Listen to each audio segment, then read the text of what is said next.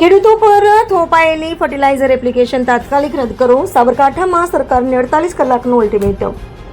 ભારત સરકાર દ્વારા પ્રાયોગિક ધોરણે શરૂ કરાયેલી framework for fertiliser share application નામે સાબરકાંઠા જિલ્લાના ખેડૂતો અને સહકારી આગેવાનોમાં ભારે રોષ જોવા મળી રહ્યો છે. વાવણીના કિંમતી સમયે ખાતર મેળવવા માટે કલાકો સુધી લાઇનોમાં ઊભા રહેવું પડતા ખેડૂતોની મુશ્કેલીઓ વધી ગઈ છે. આ જટિલ પદ્ધતિને તાત્કાલિક અસરથી રદ કરવા માટે સરકારને 48 કલાકનું અલ્ટિમેટમ આપવામાં આવ્યું છે. પાયલટ પ્રોજેક્ટ માટે સાબરકાંઠા જ કેમ? સમગ્ર દેશના માત્ર 6 જિલ્લાઓમાં પ્રોજેક્ટ અમલમાં મુકાયો છે, જેમાં ગુજરાતના 2 જિલ્લા સાબરકાંઠા અને નવસારીનો સમાવેશ થાય છે. સ્થાનિક આગેવાનોના જણાવ્યા મુજબ ભૂતકાળમાં જમીન માપણી કે ઉડાલા યોજના હોય તમામ પાયલટ પ્રોજેક્ટ સાબરકાંઠા પર જ થોપી દેવામાં આવે છે.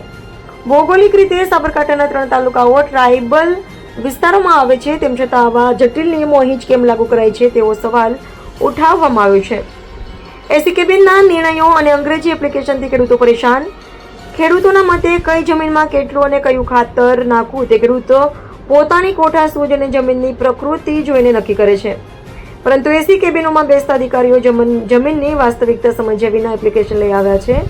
આ એપ્લિકેશન સંપૂર્ણપણે અંગ્રેજી ભાષામાં છે, જેના કારણે સામાન્ય તો ઠીક, પરંતુ શિક્ષિત વ્યક્તિ પણ અડધો કલાક સુધી ફોર્મ ભરી શકતા નથી.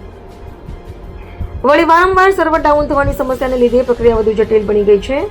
48 કલાકનું અલ્ટિમેટમ અને જૂની પદ્ધતિની માંગ. હાલ વાવણીનો સમય ચાલી રહ્યો છે અને ખેડૂતો માટે એક મિનિટ કિંમતી છે. વરસાદની ખેંચ વચ્ચે ખાતર ન મળવાને કારણે અનેક ખેડૂતો ખાતર વિના જ ખેતી કરવા મજબૂર બન્યા છે.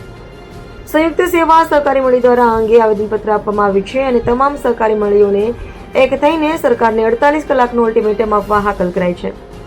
જો એપ્લિકેશન રદ કરવામાં નહીં આવે તો જૂની પદ્ધતિ મુજબ અથવા કાગળ પર લખાણ કરીને પણ ખેડૂતોને ખાતર પૂરું પાડવાની ચીમકી ઉચ્ચારવામાં આવી છે. તમામ ખેડૂતો વતી સરકારને વિનંતી કરવામાં આવી છે કે આ ખેડૂત વિરોધી એપ્લિકેશનને તાત્કાલિક ધોરણે રદ કરી ખેડૂતોના હિતમાં યોગ્ય નિર્ણય લેવામાં આવે. રિપોર્ટર આબિદ અલીપુરા, સાબરકાંઠા.